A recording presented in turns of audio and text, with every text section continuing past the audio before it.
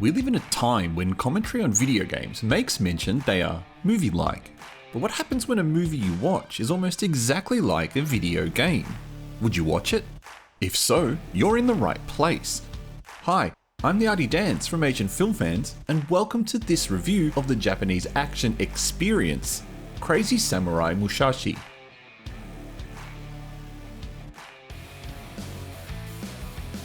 First up, it's important to mention that this is less of a movie and more of an experience.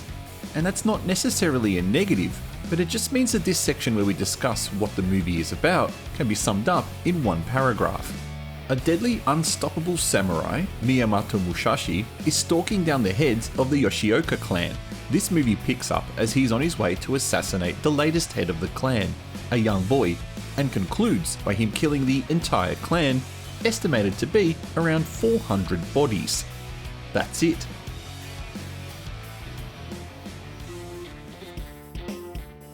This movie is destined to be a cult classic that will be frequently talked about in certain circles and headline genre festivals for years to come. Directed by Yuji Shimomura, well known more for his stunt and fight coordinating work, this is his third movie as director, each one of them featuring Sakaguchi in the starring role. As always, Sakaguchi is terrific on screen, charismatic and very likeable. This film takes a departure from his usual crazy style and into something a lot different, restraint, and it's an enforced restraint due to the main gimmick of the film, one long 75-odd minute take.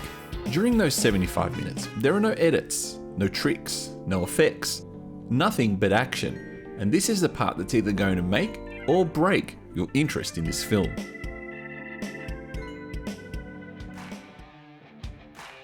Well, it's obvious that the long 75-minute shot is the most memorable part of this film. Even though at times the action on screen can look a little forced and scripted, there's no denying how impressive it is. It's not without its faults. The obvious lack of practical effects removes the most visceral elements of the fight, blood and dismemberment. The blood is replaced by lo-fi CGI effects. Any stabbing is done off-screen, and the two particularly violent moments are obfuscated. One occurs behind a large pillar where Musashi emerges victorious, but with blood smeared on his face, and the other is strangely covered up with post-editing colour bars, at least the version that I saw. There are two scenes that bookend the long take, which are, by their nature, more impressive because they're more film-like. Proper camera compositions and framing, tight editing, and more impactful but shorter battles.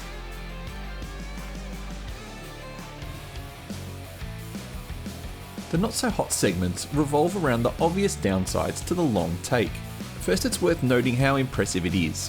For 75 minutes, the actors and stuntmen were able to perform their duties, albeit with some obvious directing going on both on-camera by Tak and off-camera by the director. And more impressively enough, the camera operator never falters and never gets in the way. Although the operator and what looks to be either the focus puller or the production manager do get in the shots quite a bit at the start when the sun setting creates some long shadows, their presence seemingly unavoidable yet not removed in post. Those looking for action might suffer one of two experiences. The first could be fatigue. There is fighting almost non-stop during the 75 minutes, with Tak stopping briefly to have a drink with strategically placed water bottles, and even disappearing off camera for around 2 minutes, most likely to catch his breath. The second experience could leave you underwhelmed. While it's great that there's a lot of fighting, it's choreographed in a way as to not exhaust Tak too early, and as a way to recycle the same stuntmen over and over again. When a foe is defeated, they don't drop down to the ground, they stumble off screen, where I assume they quickly change costume and re-enter the battle. At the end of the long take, it's clear that Tak is visibly exhausted. It's impressive, but you have to wonder how many times they rehearsed it just to try and get it right. While watching this, I didn't really feel like I was watching a movie. It felt like I was in a video game, but without the interactiviness, especially in the beginning, as the camera is perched over Tak's shoulder, adding in the water bottles that felt like power-ups and a non-stop barrage of enemies. There was an almost Dynasty Warriors feel, just without the horses. But this isn't a bad film, and it's worth remembering what it is. It's more of an experience and less of a narrative. That doesn't mean it's an automatic must-watch though. This is definitely one for the genre fans. my recommendation is your choice. If you've seen it, what did you think? Thank you for watching this review. Please don't forget to press the like button and consider subscribing to support our channels.